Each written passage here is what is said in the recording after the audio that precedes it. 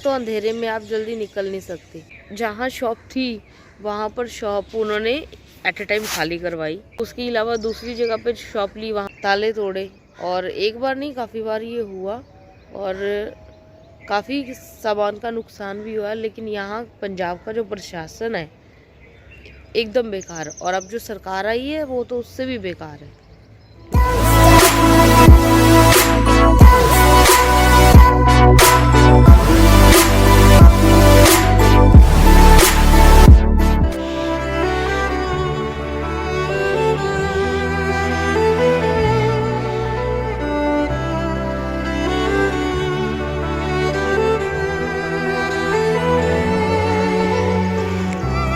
Good morning friends, कैसे हैं आप सब? आई होप आप सब अच्छे होंगे।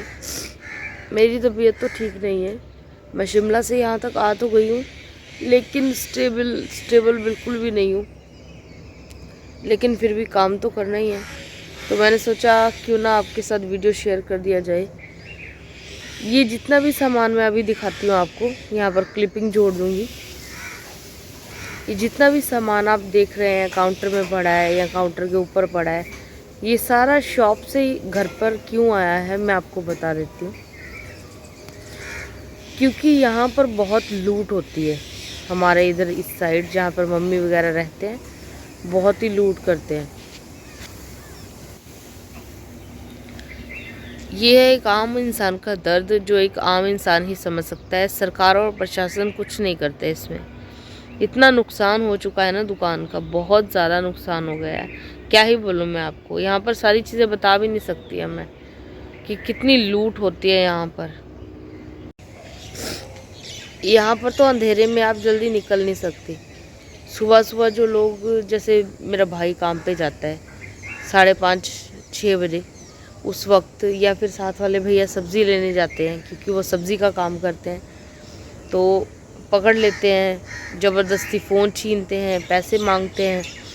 मतलब इस साइड ये बहुत होता है। और मेरी मम्मी ने शॉप इसीलिए घर पे रख दी है, एक मजबूरी है, क्योंकि यहाँ पर ग्राहकी तो नहीं है, घर पे तो कोई सामान लेने नहीं आता है। और जो वहाँ पर अच्छा खासा काम चल रहा था वो सारा ख़त्म हो गया, क्योंकि किसी ने दुकान के ताले तोड़ने की कोशिश की, ताले तोड़े। और एक बार नहीं, काफ़ी बार ये हुआ और काफ़ी सामान का नुकसान भी हुआ। लेकिन यहाँ पंजाब का जो प्रशासन है एकदम बेकार, और अब जो सरकार आई है वो तो उससे भी बेकार है। लोगों की रजिस्ट्रियाँ तक बंद हुई हैं जब से ये सरकार आई है। साथ वाले भाभी थे।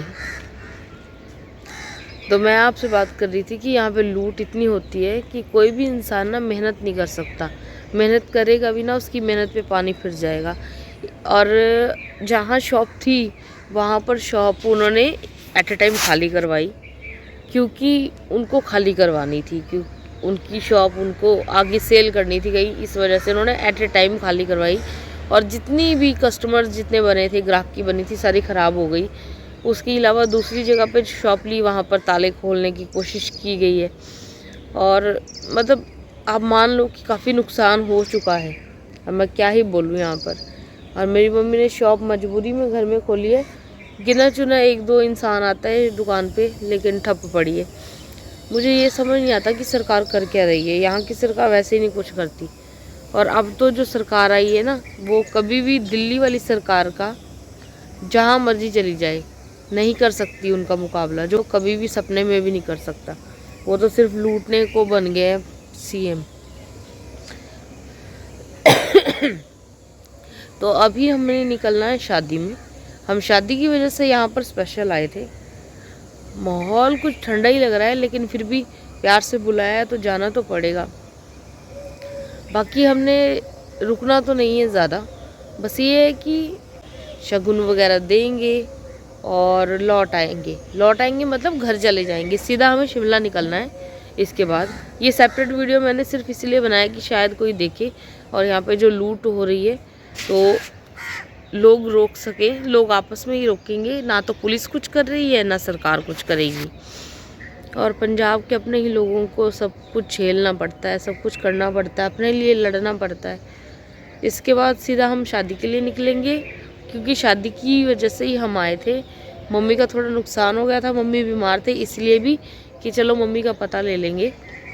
मम्मी काफ़ी बीमार थे और मैं तो बीमार हुई, मेरी हालत ठीक नहीं है, तो मुझे तो घर पे जाके ही चैन आएगी। मैंने हस्बैंड को बोल दिया है हम जल्दी से शादी निपटाएंगे और फटाफट से घर निकलेंगे, चाहे रात को काफ़ी देर तक पहुँचे, लेकिन ये है कि घर पहुँच के ही चैन आएगी मुझे। तो मेरा मन तो नहीं टिकेगा यहाँ पर। और इस वक्त यहाँ पर गर्मी नहीं है, इस वक्त यहाँ पे बिल्कुल भी गर्मी नहीं लग रही है, लेकिन जैसे ही धूप हो जाती है ना, तो फिर उसके बाद गर्मी लगना स्टार्ट होती है। अभी सबसे पहले हमें जलंधर जाना है तैयार होके, उसके बाद जलंधर से चिकिट्टी जो जगह है वहाँ से बड़े भैया को लेना है, उनका ससुराल है वहाँ पर। बड़े भैया एक दिन पहले आ गए थे हमसे, उनको लेके पिकअप करके फिर हम सीधा शादी में जाएंगे। फिर शादी से आते वक्त उनको वहाँ पे ड्रॉप करेंगे, फिर यहीं से होकर हम शिमला वापस जाएंगे, क्योंकि ये रास्ता हमें इजी लगता है। तो हम वो जलंधर की तरफ से नहीं जाएंगे शिमला वापस, हम जाएंगे तो लुधियाना होकर ही वापस जाएंगे। तो चलिए अभी तो फ़िलहाल हम तैयार होते हैं, मतलब नेक्स्ट वीडियो में मिलती हूँ। बाय।